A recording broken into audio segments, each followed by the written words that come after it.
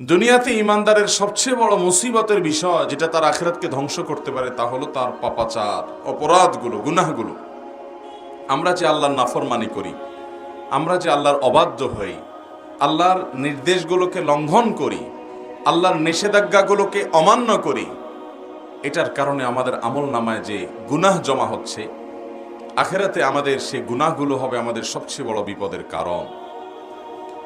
আল্লাহ রাব্বুল আলামিন আমাদের সবাইকে জীবদ্দশাতেই প্রতিটা পাপ, প্রতিটা অপরাধ, প্রতিটা গুনাহ এটা আল্লাহর কাছ থেকে মাপ পাইয়ে আল্লাহর কাছ থেকে এগুলোকে ক্ষমা করার পর তারপর দুনিয়া থেকে যাওয়ার তৌফিক দান করুন। বাবারা, দুনিয়া থেকে গুনার বোঝা যদি মাথায় নিয়ে যায় আর আখিরাতে আল্লাহ যদি এই পাপ অপরাধগুলোর বিচারের মুখোমুখি করেন, শাস্তি তো পরের কথা, শুধু বিচারের মুখোমুখি যদি করা হয়, শুধু যদি জিজ্ঞাসাবাদের মুখোমুখি করা হয়, কিয়ামতের ভয়াবহতম দিনে পরিস্থিতি কেমন হতে পারে। দুনিয়ার বিভিন্ন মানুষ যখন অপরাধ করে তার যখন বিচার হয়, এমনকি অনেক মানুষ নিরপরাধ থাকা সত্ত্বেও অভিযুক্ত হয়ে তার বিচার হয়, বিচারের কাঠগড়ায় যখন মানুষ দাঁড়ায়, তার বিচারে কি হবে, তিনি কি খালাস পাবেন না শাস্তি হবে সেটা পরের বিষয়। কিন্তু একজন মানুষ যখন গ্রেপ্তার হয়, একজন মানুষ যখন আসামি হয়ে হাতকড়া পরে ডান্ডা বেড়ি পরিয়ে বাবা নানাভাবে তাকে যখন আদালতে উপস্থাপন করা হয় এবং বিচারের ট্রায়াল চলে, কত বড় হ্যাসেল হয়, কত বড় পেরেশানি হয়, কত বড় কষ্ট হয়, কত বড় আযাব হয়। ভাইরা আমার, দুনিয়ার এই বিচারে আমাদেরকে সহযোগিতা করার জন্য আইনজীবী থাকে, উকিল থাকে, আত্মীয় স্বজন থাকে, টাকা পয়সা থাকে, বিচারককে ম্যানেজ করার লোক থাকে, দলিল আদিল্লা পেশ করার ব্যাপার স্যাপার থাকে, বিচারক চোখে ফাঁকি দেওয়ার কোনো রাস্তা থাকে, আরো কত উপায় থাকে।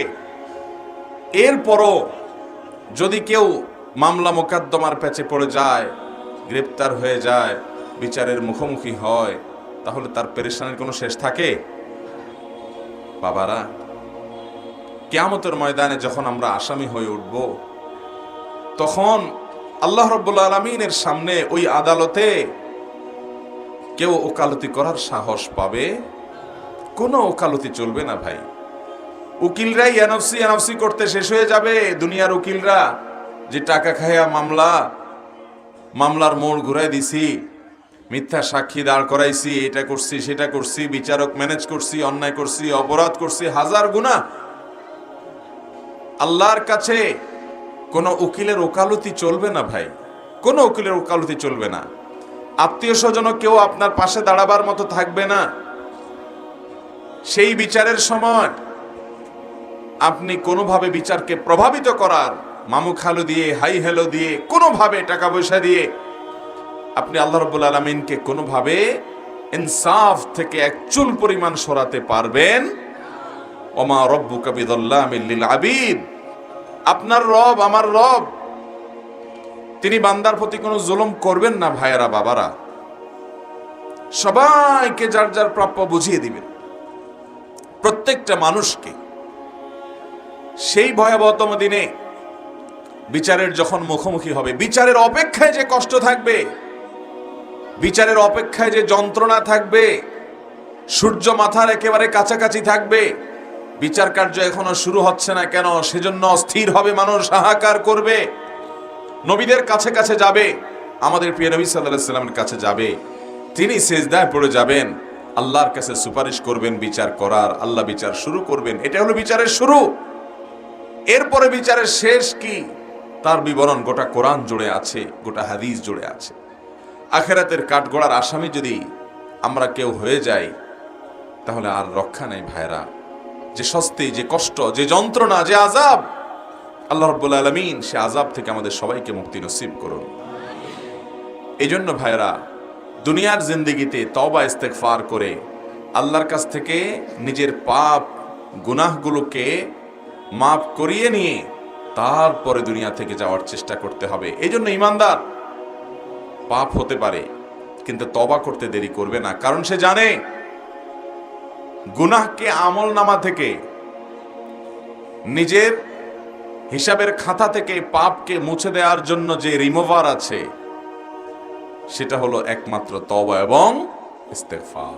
তওবা এবং ইস্তেগফারের মাধ্যমে কাবিরা গুনাহগুলোকে আমাদের আমলনা থেকে আমরা মুছিয়ে দিতে পারি, আল্লাহ যদি কবুল করেন। মোহতারাম হাজিরিন, এই জন্য আখিরাতে বিচারের মুখোমুখি হওয়া থেকে বাঁচতে হলে দুনিয়াতে গুনাহগুলোকে আল্লাহর কাছ থেকে মাফ করিয়ে নিয়ে তারপরে যেতে হবে ইনশাআল্লাহ। গুনাহগুলো মাফ করে যাওয়ার চেষ্টা করবো তো ইনশাআল্লাহ। এই জন্য বাবারা, ভাইয়েরা, নবী করিম সাল্লাল্লাহু আলাইহি সাল্লাম কত আমল আমাদেরকে শিখিয়েছেন, কত আমল। তিনি আমাদের প্রতি রউফ ছিলেন, তিনি আমাদের প্রতি অনেক দয়ালু মায়ালু ছিলেন। আমাদের প্রিয় নবী সাল্লাল্লাহু আলাইহি সাল্লাম আল্লাহর কাছ থেকে প্রাপ্ত ওহীর ভিত্তিতে তিনি আমাদেরকে প্রতিনিয়ত পথ নির্দেশ করে গেছেন কিভাবে গুনাহগুলো সব মাফ করায় তারপরে যেতে পারবো, যে আল্লাহর কাঠগড়ার আসামি হতে হবে না বা সেখানে খুব বেশি হ্যাচেল পোহাতে হবে না। এই জন্য বহু আমল শিখাই দিয়ে গেছেন। সকালে সাইয়্যিদুল ইস্তেগফার করবেন, সন্ধ্যা সাইয়্যিদুল ইস্তেগফার পড়বেন, দিনের ভিতরে বহুবার ইস্তেগফার পড়তে থাকবেন, অনবরত আল্লাহর কাছে মাপ চাইতে থাকবেন। অমুক আমল করলে আল্লাহ গুনাহ মাফ করে দিবে, তমুক আমল করলে আল্লাহ তাআলা গুনাহ সাফ করে দিবে, অমুক আমল করলে সমুদ্রে ফেনা পরিমাণ গুনাহ থাকলে আল্লাহ মাফ করে দিবে। এরকম নানাবিধ দোয়া, নানাবিধ আমল, নানাবিধ বিষয় নবী সাল্লাল্লাহু আলাইহি ওয়াসাল্লাম শিক্ষা দিয়েছেন। উদ্দেশ্য যাতে তার উম্মতরা কেউ আখিরাতের ভয়াবহতম দিনে আল্লাহর কাঠগড়ায় আসামি হয়ে অস্থির হয়ে সেদিন যেন কাজ হবে না, সেই রকম ভয়াবহ পরিস্থিতির মুখোমুখি যেন না হয়। আমরা সেরকম পরিস্থিতি থেকে বাঁচার জন্য চেষ্টা করব ইনশাআল্লাহ। মুহতারাম হাজিরিন, সেজন্য আজ আমরা 3টি আমলের কথা আপনাদের সঙ্গে শেয়ার করতে চাই, যে আমলগুলো একজন মানুষকে মায়ের গর্ভ থেকে একটা শিশু যখন ভূমিষ্ঠ হয়, নবজাতক শিশুর যখন জন্ম হয়, এই শিশু যেরকম নিষ্পাপ, তার যেরকম কোনো আমলে খারাপ বলতে কিচ্ছু নাই, পুরো প্রোফাইল ক্লিন, পরিষ্কার। এই 3টি আমল যেগুলোর কথা শেয়ার করতে চাই, নবী আলাইহিস সালাম হাদিসের আলোকে এই আমলগুলোর মাধ্যমে আমাদের বদামলগুলো সবগুলো মাফ হয়ে নবজাতক শিশুর যেরকম প্রোফাইলে কোনো গুনাহ নাই, অপরাধ নাই, এরকম অপরাধ মুক্ত শিশুর মতো নিষ্পাপ হয়ে যাব ইনশাআল্লাহ। আমলগুলোর কথা বলবো। মুহতারাম হাজিরিন, শিশুর মতো নিষ্পাপ হওয়ার মতো আমলগুলোর ভিতরে সর্বপ্রথম আমল, যে আমলের মাধ্যমে আপনি নবজাতক শিশুর মতো নিষ্পাপ হতে পারবেন, সে আমলটি হলো বিশেষ যে শর্ত শরায়েত আল্লাহ তাআলা হজের ব্যাপারে দিয়েছেন, সে সকল শর্তগুলোকে পূরণ করে আপনি যদি হজ করতে পারেন, তাহলে সহিহ মুসলিমের হাদিসের বর্ণনা অনুযায়ী আল্লাহ তাআলা এই ফজিলত আপনাকে দান করবেন। নবী আলাইহিস সালাম বলেছেন, মান হাজ্জা হাযাল বাইত ফালাম ইয়ারফুস ওয়ালাম ইয়াফসুক রাজাআ কায়াউমি ওয়ালাদাতহু উম্মুহু। যদি কেউ বাইতুল্লাহর হজ করে এবং বাইতুল্লাহর হজ করে হজ করতে গিয়ে কোনো প্রকার নারী গঠিত গুনাহ করে না, স্ত্রী সহবাস করে না, যৌনতা সংশ্লিষ্ট কোনো অপরাধে জড়ায় না, নিজেকে হেফাজত করে কন্ট্রোল করে এবং অন্য কোনো পাপ অপরাধ করে না হজের পুরো সময় জুড়ে, পুরো সফর জুড়ে, পুরো মৌসুম জুড়ে, হজের এই সময় হজ করতে গেছে, যৌনতা সংশ্লিষ্ট অপরাধ করে নাই, স্ত্রী সহবাস করে নাই, সেক্সুয়াল যে গুনাহ আছে সেগুলো থেকে বেঁচে থেকেছে, নিজেকে নিয়ন্ত্রণ করেছে, এবং যে কোনো অপরাধ এবং পাপাচার যেটা হজ করা অবস্থা বিশেষভাবে নিষিদ্ধ, অন্য সময় তো নিষিদ্ধ আছেই, হজের সময় বিশেষভাবে নিষিদ্ধ, এরকম কোনো গুনাহ থেকে সে নিজেকে বাঁচিয়ে রাখতে পেরেছে। এইভাবে যদি কেউ হজ করতে পারে, তাহলে সেই হাজী সাহেব হজ করে যখন ফিরে আসবে, তখন সে দুনিয়াতে, তার দেশে, তার মাটিতে যখন সে ফিরে আসবে মক্কা থেকে, তখন সে একটা নবজাতক শিশু মায়ের গর্ভ থেকে দুনিয়াতে যেরকম আসে ওইরকম নিষ্পাপ হয়ে সে বাড়িতে ফিরে যাবে। আল্লাহ রাব্বুল আলামিন সেরকম ফজিলতপূর্ণ একটা হজ আমাদের সবাইকে করার তৌফিক দান করুন। ভাইরা আমার, হজের জন্য আল্লাহর কাছে চোখের পানি ফেলে দোয়া করতে হয়, আল্লাহ তোমার ঘর না দেখায় আমাদের কাউকে নিও না, বারবার নিও আল্লাহ। দোয়া করবেন তো ইনশাআল্লাহ। এবং টাকা পয়সা জমাইতে শুরু করেন, অল্প অল্প করে। আপনার 10, 20, 50 টাকা করে জমানোর সুযোগ আছে তো ওইটাই জমান। আল্লাহ তাআলা একদিন তৌফিক দিবেন, বহু মানুষ আছে পয়সাওয়ালা কিন্তু হজের তৌফিক হয় নাই, অনেক মানুষ আছে পয়সা কম কিন্তু আল্লাহ হজের তৌফিক দিয়েছেন। এই জন্য তৌফিক চাইতে হবে, এবং হজ করলেই হবে না, শুধু ওই যে হজের মধ্যে নিজের চোখের হেফাজত করতে হবে, জেনা থেকে বেঁচে থাকতে হবে, যৌনতা সংশ্লিষ্ট অপরাধ থেকে বেঁচে থাকতে হবে। বিশেষ করে হাদিস এবং আয়াতে যেটি বোঝানো হয়েছে যে যদি কেউ স্বামী স্ত্রী সহকারে যায় তাহলে নির্দিষ্ট যে সময়ে স্ত্রীর সাথে শারীরিক সম্পর্ক করা নিষিদ্ধ, সেখান থেকে বেঁচে থাকতে হবে। এক কথায় রফাস থেকে বেঁচে থাকবে এবং যে কোনো গুনাহ থেকে বেঁচে থাকবে, ফুসুক এবং ফাসিকি কাজ থেকে বেঁচে থাকবে। এইভাবে যদি হজ করতে পারে কেউ, তাহলে তার জন্য ফজিলত রয়েছে। আবার কোরআনে আল্লাহ তাআলা আরো একটা কথা বলেছেন, যে ব্যক্তি হজ করবে ফালা রফাসা ওয়ালা ফুসুকা ওয়ালা জিদালা ফিল হজ, সে হজে গিয়ে রফাস ফুসুক তো করবেই না, যৌনতা বিষয়ক গুনাহ তো করবেই না, অন্য গুনাহ করবে না, আর ঝগড়াঝাটি করবে না, এগুলো থেকে বেঁচে থাকতে হবে। তো এইরকম হজ করে আসা এটা খুব সহজ কাজ না।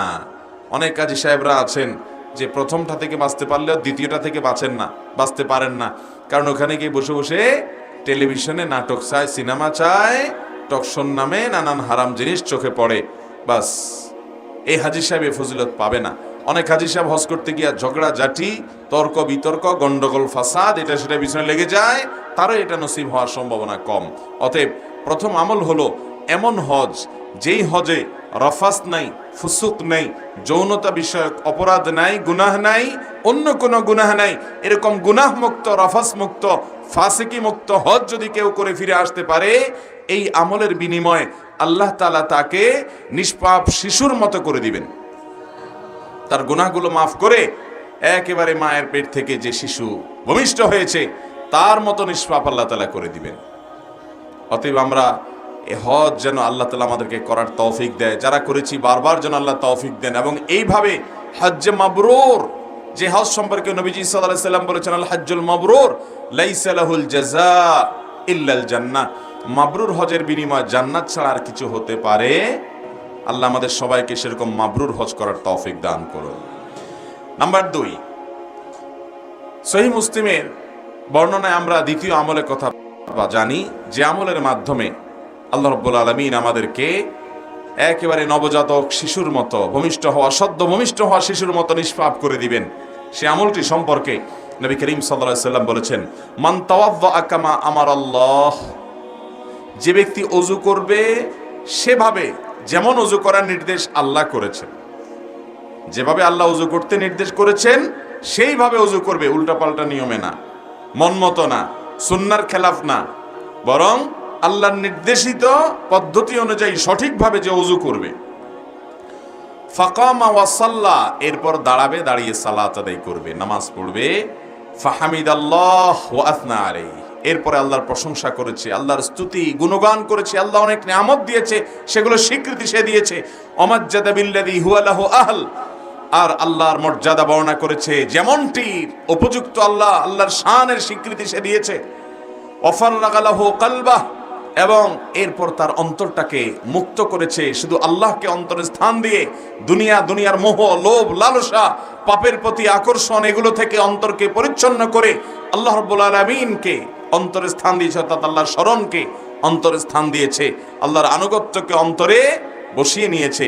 সালাতের পর আল্লাহর প্রশংসা করে এইভাবে যদি কেউ আল্লাহ রাব্বুল আলামিনের কাছে সারেন্ডার করে, অন্তরে আল্লাহকে স্মরণ করে, কারণ আকিমিস সালাতা লিযিকরি, আল্লাহ বলেছেন সালাত কায়েম করো আমার জিকিরের জন্য, এভাবে যদি কেউ করে তাহলে ওযুটা করবে যথাযথভাবে যেমন আল্লাহ নির্দেশ করেছেন, এরপরে দাঁড়িয়ে সালাত আদায় করবে সুন্দরভাবে, তারপর আল্লাহর প্রশংসা, গুণকীর্তন, আল্লাহর মর্যাদার বর্ণনা, এরপর নিজের অন্তরটাকে আল্লাহর জন্য খালি করে আল্লাহর স্মরণ অন্তরে এনে যে ব্যক্তি মাশগুল হবে জিকিরে, নবী করিম সাল্লাল্লাহু আলাইহি সাল্লাম বলেছেন সহিহ মুসলিমের বর্ণনা অনুযায়ী, এই ব্যক্তির এই কাজ করার পর তাকে আল্লাহ রাব্বুল আলামিন সদ্য ভূমিষ্ঠ হওয়া শিশুর মতো নিষ্পাপ করে দিবেন। আমলটা করার চেষ্টা করব তো ইনশাআল্লাহ। আমাদের তো আজকাল ওযুরও ঠিক ঠিকানা নাই, নামাজেরও ঠিক ঠিকানা নাই। কোন রকম নামাজটা যদি পড়তে পারি, সালামটা ফিরানো শেষ, মোবাইলের মুনাজাত শুরু, ঠিক না বেঠিক? সালাম ফিরানো শেষ, দুনিয়ার নানা ধান্দার ভিতরে চলে যাই, অথচ নামাজের পরে দোয়া জিকির আছে, আল্লাহর জিকির আছে, এগুলো আর পড়তে হয়, তাসবিহগুলো পড়তে হয়, দোয়াগুলো পড়তে হয় স্মরণের জন্য। কারণ নামাজের উদ্দেশ্যই হলো আল্লাহর স্মরণ, আর আমাদের নামাজের মধ্যে আল্লাহ ছাড়া আর সব কিছু স্মরণ হয়। ঠিক না বে ঠিক? অতএব নামাজটাকে সুন্দর করার চেষ্টা করবো তো ইনশাআল্লাহ। এ হাদিসে আপনি লক্ষ্য রাখবেন, ওযুর ব্যাপারে নবী সাল্লাল্লাহু আলাইহি সাল্লাম বলেছেন, যে ব্যক্তি আল্লাহ যেভাবে নির্দেশ করেছেন সেভাবে ওযু করে। খেয়াল করেন, তাহলে ওযুর মধ্যে বোঝা গেছে কি আছে? ভেজাল। ওযু নিয়ে খুব একটা আলোচনা হয় না। আমরা নামাজ নিয়ে অনেক কথা কম বেশি শুনি, কিন্তু ওযু নিয়ে কথা শুনি না, যে ওযুর মধ্যে আবার ভেজাল কি। আমরা মনে করি হাত ধুইলাম, মুখ ধুইলাম, কুলি করলাম, নাকে পানি দিলাম, মাথা মাসা করলাম, পাও দিলাম, ওযু হয়ে গেল, ঠিক আছে। তো এখানে আবার ঝামেলার জায়গাটা কোথায়? ইউটিউবে আমাদের একটা ভিডিও আছে বেশ 40-50 মিনিটের, ওযুতে যে ভুলগুলো হয়তো আপনিও করেন, ওইটা শুনে নিতে পারেন। আমরা ওইটা ইনশাআল্লাহ পরবর্তীতে অন্য কোথাও আলোচনা করব। শুধুমাত্র মোটা দাগে একটা কথা বলে রাখি, নবী করিম সাল্লাল্লাহু আলাইহি সাল্লাম আমাদেরকে ওযুর যত ফজিলত শুনাইছেন, ওযুর যত কি শুনাইছেন? ফজিলত, যে ওযুর লাভ মর্যাদা শুনাইছেন, তার সবগুলো হাদিসেই আমরা একটা শব্দ দেখি, সেটা হলো ইসবাগুল ওযু। নবী করিম সাল্লাল্লাহু আলাইহি সাল্লাম বলেছেন, আসবিগুল ওযু আয় আকমিলু, তোমরা ওযুকে পরিপূর্ণভাবে করো, সুন্দরভাবে করো, ঠিকঠাক ভাবে করো। ওযুর ইসবাগ করতে বলা হয়েছে, অর্থাৎ ওযুকে ভালোভাবে করতে বলা হয়েছে। এখন আমি যদি ওযু আবার ভালোভাবে ছাড়া মন্দভাবে কিভাবে করে, এটা যদি বিবরণ দিতে যাই লম্বা সময় চলে যাবে। আমি যদি একটা ছোট্ট উপমা দেই, ওযুতে যে পরিমাণ পানি অপচয় আমরা টেপে যখন ওযু করি, যে পরিমাণ পানি অপচয় করি, শুধু এটার হিসাব দিলেই কিয়ামতের ময়দানে যদি এটা হিসাব দেওয়া লাগে, তাহলে আর কিছু লাগবে না ধরা খাওয়ার জন্য। টেপ ছেড়ে যে পরিমাণ পানি ব্যবহার করেন ওযুতে, বড় একটা বালতি রেখে ধরে দেখেন তো কি পরিমাণ পানি হয়। বিশাল এক বালতি দেখা যাবে চলে গেছে একবার ওযু করতে গিয়ে। এই গত উমরার সফরে মদিনাতে একটা মিউজিয়ামে যাওয়ার সুযোগ আমার হয়েছে। সেখানে নবী করিম সাল্লাল্লাহু আলাইহি সাল্লাম যে পাত্রে ওযু করতেন, যে পাত্র দিয়ে গোসল করতেন, ওই রকম পাত্র, হুবহু ওই পাত্র না, ওই পাত্রটা সে যুগের সে পাত্রের সাইজ কি ছিল ওইটা জাদুঘরে রাখা আছে। আমি মোবাইলে ছবিও তুলে নিয়ে আসছি এবং দেখে আমি চিন্তা করলাম, সুবহানাল্লাহ, এরকম একটা পাত্র দিয়ে যদি আজকাল আমাদের কাউকে ওযু করতে দেয়া হয়, বলবে আমার সাথে কি ইয়ার্কি করতেছেন, এটা দিয়ে কেমনে ওযু করব? অথচ এতটুকু পানি দিয়ে তার ওযু হয়ে যেত। মুহতারাম হাজিরিন, ওযুর ভুল নিয়ে আমরা ভিন্ন একদিন আলোচনা করব, কিন্তু এই হাদিসের ভাষ্য খেয়াল করেন, মান তাওয়াদ্দা কামা আমারাহুল্লাহ কামা আমারাল্লাহ, আল্লাহ তাআলা যেভাবে নির্দেশ করেছেন সেভাবে যে ওযু করে, তাহলে ওযুতে অনেক উল্টাপাল্টা আমাদের হয়। ওযুতে মেসওয়াক করতে হয়। ওযুর একটা গুরুত্বপূর্ণ আমল হলো ওযুতে কি করতে হয়? মেসওয়াক করতে হয়। এটা ওযুর একটা গুরুত্বপূর্ণ সুন্নাহ। যাদের পকেটে মেসওয়াক আছে একটু বাইর করে দেখান তো দেখি, বাইর করেন দেখি। যারা মুসলমান মায়ের পুত বাপের পুত আছেন, মাশাআল্লাহ, এক বাপের পুত পাওয়া গেছে। হ্যাঁ, আর বাকি সব কি মায়ের পুত নাকি? কিরে ভাই, মাশাআল্লাহ, আরেকজন পাওয়া গেছে। আর আছেন রে ভাই? মেসওয়াক না কলম? এটা মেসওয়াক নেই, ঠিক আছে। আরেকজন আছে, আরো একজন আছে, খুব অল্প কয়েকজন মানুষ আছেন। বাকিদের কি অবস্থা? আপনারা ওযু করেন না? ওযু করেননি না বিনা ওযুতে নামাজ পড়েন? তাহলে মেসওয়াক নাই কেন?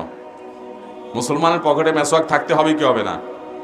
ভাইরা আমার বাসায় সবসময় মেসওয়াক ফ্রিজে রাখা থাকে বাচ্চাদের জন্য, যে কোনো অবস্থাতে মেসওয়াক যাতে মিস না হয় সব সময়। আল্লাহ রাব্বুল আলামিন সুন্দরভাবে, তাহলে মেসওয়াক কেন থাকতে হবে? কেন ওযু করতে হবে? আল্লাহ তাআলা আমাদেরকে সুন্দরভাবে ওযু করার তৌফিক দান করুন। তাহলে দ্বিতীয় যে আমলটা, আল্লাহ রাব্বুল আলামিন যে আমলের বিনিময়ে আমাদেরকে সদ্য ভূমিষ্ঠ হওয়া শিশুর মতো নিষ্পাপ করে দিবেন, সমস্ত গুনাহ মাফ করে, সে আমলটা হলো উত্তম রূপে ওযু হবে, এরপর দাঁড়িয়ে নামাজ হবে, আল্লাহর প্রশংসা গুণকীর্তন হবে, আল্লাহর মর্যাদার বর্ণনা হবে, স্বীকারোক্তি দেওয়া হবে। এরপর আল্লাহর জন্য অন্তরটাকে ফারেক করবেন, অন্তরে দুনিয়া সব বের করে দিয়ে শুধু আল্লাহর স্মরণ, আল্লাহর জিকির অন্তরে রাখবেন। ভাইরা আমার, আজকে স্মার্টফোন, এই মোবাইল ফোন আমাদেরকে আল্লাহর জিকির থেকে গাফেল করে দিয়েছে। আমাদের এখন আল্লাহর কথা মনে আসে না, আল্লাহর কথা জিকির করার, স্মরণ করার টাইমও নেই, কারণ অবসর সময়গুলো সব মোবাইলে নিয়ে গেছে। এমনকি টয়লেটে ঢুকে বসে থাকি, তখন আল্লাহর জিকিরও মুখে করা যায় না, ওই টাইমটাও শয়তান দখল করে ফেলছে মোবাইল দিয়া। ঠিক না ভাই? ঠিক। তাহলে উত্তম রূপে ওযু, এটা অনেক ফজিলতপূর্ণ আমল। এরপর এইভাবে আপনি সালাত আদায় করে আল্লাহর প্রশংসা ইত্যাদি করলে ইনশাআল্লাহ আমলের মাধ্যমেও সদ্য ভূমিষ্ঠ হওয়া শিশুর মতো নিষ্পাপ হওয়া যাবে ইনশাআল্লাহ। নাম্বার 3, মুসনাদে আহমদে বর্ণিত হয়েছে, নবী করিম সাল্লাল্লাহু আলাইহি সাল্লাম বলেছেন, আল্লাহ রাব্বুল আলামিন হাদিসে কুদসিতে বলেন, ইযা বতালাইতু আবদান মিন ইবাদি মুমিনান, আমি যখন আমার কোন ঈমানদার বান্দাকে পরীক্ষায় ফেলাই, বিপদে ফেলাই, আল্লাহ বলছেন আমি যখন আমার কোন ঈমানদার বান্দাকে বিপদে ফেলি, সেই বিপদে পড়ার পর হাহুতাশ, অস্থির, গালমন্দ, ভাঙচুর এসব না করে বিপদে পড়েছে, সে এরপরে কি করে? ফাহামিদানি, সে আমার প্রশংসা করে। ওয়াসবারা আলা মা আবতালাইত, এবং তাকে যে পরীক্ষার মধ্যে ফেলেছি, তাকে যে কষ্ট দিয়েছি, তাকে যে পরীক্ষা নিচ্ছি আমি কষ্ট দিয়ে, এই জন্য সে সবর করে হাহুতাশ তো করেই না, বরং উল্টা আল্লাহর প্রশংসা করে যে আল্লাহ সুখে রাখলে যেরকম আমি খুশি, আপনার শুকর আদায় করলাম, আপনি আমাকে দুঃখে ফেলেছেন, এখনো আমি আপনার শুকর আদায় করি, আলহামদুলিল্লাহ বললাম। এইরকম যদি কোনো ইমানদার, স্ট্রং মজবুত ইমানওয়ালা, হিম্মতওয়ালা ইমানদার যদি করতে পারে, বলতে পারে, ফাইন্নাহু ইয়াকুমু মিন মাদজাহি যালিক, এইরকম অবস্থান যদি কেউ নিতে পারে যে বিপদে সে ভেঙে পড়ে না, বরং আল্লাহর উপরে সন্তুষ্ট থাকে যে আমার আল্লাহ যে হালে রেখেছেন আমি সে হালের উপরে খুশি, আলহামদুলিল্লাহ বলে মেনে নেয়, এই কাজটা করতে পারলে এই লোকটা যখন উঠে, তখন আল্লাহ রাব্বুল আলামিন তার এই সবরের বিনিময়ে তাকে সদ্য ভূমিষ্ঠ হওয়া শিশুর মতো নিষ্পাপ করে দেন। বিপদ আপদ আমাদের জীবনে আসে নাকি আসে না?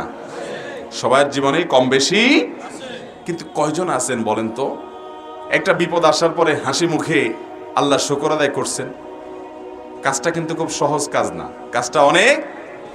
এই ওয়াজ আপনাকে করতে দিলে আপনি হয়তো আমার চেয়ে তারা ভালোও পারেন বা কিছু বলতে পারবেন, কিন্তু যখন বিপদে আমরা পড়ে যাব তখন আমল করতে পারলাম কিনা সেটাই হলো বড় প্রশ্নের বিষয়। আল্লাহ আমাদের সবাইকে সেরকম সবরকারী হওয়ার তৌফিক দান করুন। নামাজি মুসলমান পাবেন, রোজাদার মুসলমান পাবেন, দাড়িওয়ালা মুসলমান পাবেন, কিন্তু সবরকারী মুসলমান খুব বেশি পাবেন না। বিশেষ করে বিপদ আপদে ভেঙে পড়ে অনেকে তো আল্লাহর প্রতি নিরাশ হয়ে আল্লাহর প্রতি এমন কথা বলে যে কুফরি কালাম হয়ে যায়, ঈমান থেকে খারিজ হয়ে যায়। মনে রাখবেন, আপনার যে কোনো বিপদ, যে কোনো আপনার জীবনের কষ্ট, এই সবগুলো আল্লাহ তাআলা দেখছেন কি দেখছেন না? আল্লাহর নিয়ন্ত্রণে বাইরে কি কিছু আছে? আল্লাহর নিয়ন্ত্রণে বাইরে কিছু আছে? কিচ্ছু নেই। অতএব আল্লাহ রাব্বুল আলামিনের কাছে নিজেকে সারেন্ডার করতে হবে, সঁপে দিতে হবে, সমর্পণ করতে হবে, তার সামনে নিজেকে উপস্থাপন করতে হবে। বিপদে আবার হাসবেন কিভাবে? আচ্ছা, বিপদে আবার আল্লাহর প্রশংসা করবেন কিভাবে? ধরুন আল্লাহ তাআলা আপনাকে একটা বিপদে ফেলেছেন কি? আপনি কোথাও যাচ্ছেন, রোড অ্যাক্সিডেন্টে আপনার একটা ছেলে দুনিয়া থেকেই চলে গেল। আপনারা কয়েকজন ছিলেন পরিবারের সদস্য, অন্য সবাই বেঁচে আছে, একজন দুনিয়া থেকে চলে গেছেন, বাকি যারা এক দুজন আছেন তাদের কেউ হাত ভাঙছে, কারোর পা ভাঙছে, কেউ হয়তো পুরো ভালো আছে, কিছু হয় নাই। এখন কথা হলো যে বিপদ হলে আবার আল্লাহর প্রশংসা কিভাবে করব? আমার ছেলে মারা গেছে, আমি বলবো আল্লাহ আপনার শুকর, এটা কেমনে সম্ভব? এটার উত্তর হলো, আপনি দেখবেন আল্লাহ রাব্বুল আলামিন আপনাকে যে বিপদে ফেলেছেন, এই বিপদটা ইচ্ছাইতে আরো অনেক বড় হতে পারত। আপনার সবগুলা ছেলে শেষ হয়ে যেতে পারত, আপনার আরেকটা ছেলে মারা যেতে পারত, আপনি নিজে মারা যেত, আপনার পরিবার বিপদে পড়তে পারত, হতে পারত কি পারত না? তো আল্লাহ রাব্বুল আলামিন আপনার জন্য যেটুকু নেয়ামত রেখেছেন ওইটুকুর দিকে তাকে ইমানদার যখন আলহামদুলিল্লাহ বলবে, ওই বিপদে সবরের বিনিময়ে আল্লাহ তাআলা তাকে নবজাতক সদ্য ভূমিষ্ঠ হওয়া শিশুর মতো নিষ্পাপ করে দিবেন, জান্নাত দান করবেন ইনশাআল্লাহ। বিপদে সবর করা সহজ কাজ নয়, এ বিষয়ে ওয়াজ করা সহজ। আল্লাহ আমাকে সবরকারী হওয়ার তৌফিক দান করুন, আপনাদেরকেও দান করুন। মুহতারাম হাজরিন, as-sabru jazaa'uhu al-jannah, সবরের বিনিময়টাই হলো জান্নাত। আল্লাহ কোরআনে বলেছেন, ইন্নামা ইউওয়াফাস সাবিরুন আজরাহুম বিগাইরি হিসাব, যারা ধৈর্যশীল হবে, নিজেকে নিয়ন্ত্রণ করতে পারবে, এদের বিনিময়ে আল্লাহ তাআলা কোনো যোগ বিয়োগ করে দিবেন না। আল্লাহর কাছ থেকে যোগ বিয়োগ করে পায়ে জান্নাত পাওয়া বড় কঠিন। বিনা হিসাবে যদি জান্নাতে চান, বিনা হিসাবে যদি আল্লাহর কাছ থেকে সওয়াব পেতে চান, তাহলে আপনার জীবনের প্রতিটি পদক্ষেপে যত কঠিন সময় আসুক, পাহাড়ের মতো অটল হয়ে থেকে আপনাকে সবর করতে হবে, ধৈর্য ধারণ করতে হবে, নিজেকে নিয়ন্ত্রণ করতে হবে।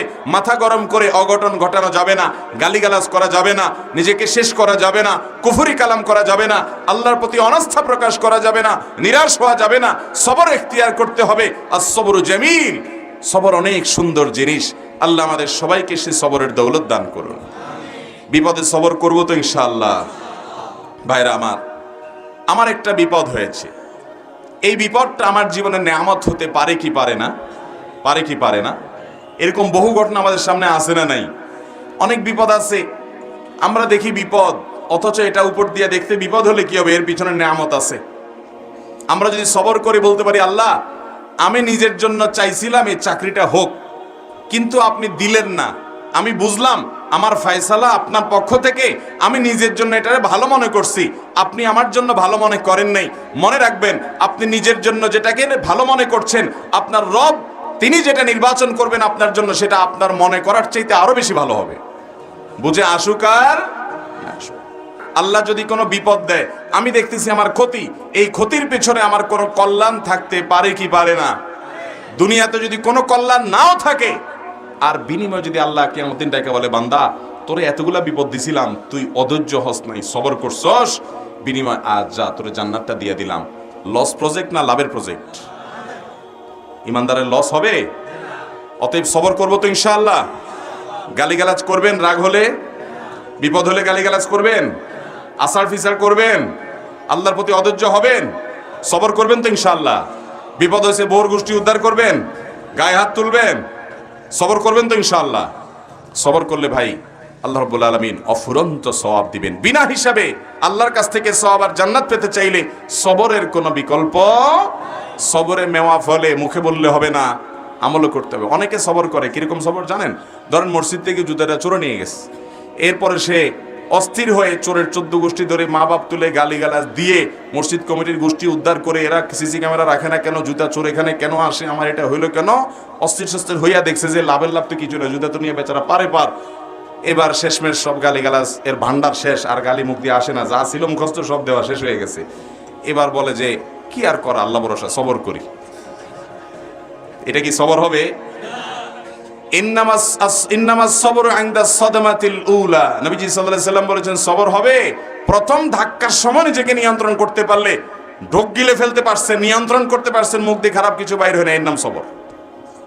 চেষ্টা করবেন তো ইনশাআল্লাহ, সবর করার চেষ্টা করবেন তো ইনশাআল্লাহ। আল্লাহ আমাদের সবাইকে তৌফিক দান করুন। আবারও বলি, সদ্য ভূমিষ্ঠ হওয়া শিশুর মতো নিষ্পাপ হয়ে যাওয়ার জন্য এমন একটা হজ জীবনে যদি করার তৌফিক হয় ভাই, যে হজে রাফাস নেই, যে হজে ফুসুক নেই, যে হজে যৌনতা সংশ্লিষ্ট গুনাহ নেই, এবং যে হজে কোনো অন্য সাধারণ পাপাচার নাই। অনেক দেশে মেয়েরা আসে, চোখের গুনাহ, জেনা, ব্যভিচার, বিশেষ করে মনের জেনা, চোখের জেনা, এগুলো করার সুযোগ তৈরি হয়, এবং অনেকে অবসর সময়ে গীবত, শিকায়াত, আড্ডা, এটা সেটা করে হজ নষ্ট করে, ঝগড়াঝাটি করে। এগুলো থেকে যদি মুক্ত রেখে হজ করতে পারেন, সেই হজ, এটা হলো প্রথম আমল যেটা আপনাকে সদ্য ভূমিষ্ঠ হওয়া শিশুর মতো আল্লাহর কাছ থেকে মাপ পাইয়ে দিতে সহজ হবে, সহযোগিতা কর্মীর মাধ্যমে আপনি পাবেন। দ্বিতীয়ত হলো ওই যে উত্তম রূপে ওযু করে দাঁড়িয়ে নামাজ পড়ে আল্লাহর প্রশংসা করে, গুণকীর্তন করে, মর্যাদার বর্ণনা করে আল্লাহর জন্য অন্তরটাকে ফারেক করলেন, খালি করলেন, আল্লাহর জিকির এবং স্মরণ করলেন, আল্লাহর সাথে মোনাজাত, আল্লাহর সাথে মনে মনে কথোপকথন করলেন, আল্লাহর দিকে রুজু হলেন, মনোনিবেশ করলেন। এর মাধ্যমে আল্লাহ তাআলা সদ্য ভূমিষ্ঠ হওয়া শিশুর মতো নিষ্পাপ করবেন। আর তৃতীয়ত হলো, আল্লাহ কোনো বিপদ দিয়েছেন, বিপদে আপনি অস্থির না হয়ে বরং উল্টা বলতেছেন, আল্লাহ আপনি সুখ দিয়েছেন, তখন আপনার প্রশংসা করেছি, আপনি আমাকে দেন নাই, আমি তাও আপনার শুকর আদায় করি, আলহামদুলিল্লাহ, আমি তখনও বলছি। দুঃখে আলহামদুলিল্লাহ বলার সোজা কথা না ভাই, চুপচাপ থাকা এটা মোটামুটি যায়, কিন্তু চুপচাপ শুধু না, আল্লাহ দিছে দুঃখ, আমি বলতেছি আল্লাহ আলহামদুলিল্লাহ, শুকর, আমি খুশি, আল্লাহ আমার কোনো দুঃখ নাই, আপনি আমার জন্য যা নির্বাচন করেছেন, আমার নিজের নির্বাচনের চাইতে আপনার নির্বাচন নিশ্চয়ই অনেক বেশি আমার জন্য ফলপ্রসূ, উপকারী হবে, আমি মেনে নিলাম। শুধু তাই নয়, আমি আপনার এই না দেওয়ার কারণে, এই বিপদের কারণে উল্টা বরং আপনার প্রশংসা জ্ঞাপন করছি। এটা অনেক বড় একটা ব্যাপার। এই রকম সবর করতে পারলে আল্লাহ তাআলা সদ্য ভূমিষ্ঠ হওয়া শিশুর মতো নিষ্পাপ করে দিবেন ইনশাআল্লাহ। এর মানে আবার এটা বুঝিয়েন না যে তাহলে তো চুরি, ডাকাতি, 2 নম্বর, এই 3 চুরি, গম চুরি যা করছি, গীবত, শিকায়াত, কবিরা গুনাহ যা করছি, ওই যে সুন্দর করে ওযু করে একদিন 2 রাকাত নামাজ পড়লাম, এরপরে এভাবে আল্লাহর দিকে মনোনিবেশ করলাম, সব ভ্যানিশ হয়ে গেল, আবার 6 মাস পরে একবার করলাম, সব ভ্যানিশ হয়ে গেল, এইভাবে প্রসেস করে করে আমি জান্নাতে চললাম লাভ দিয়া। এটা আবার মনে করিয়েন না।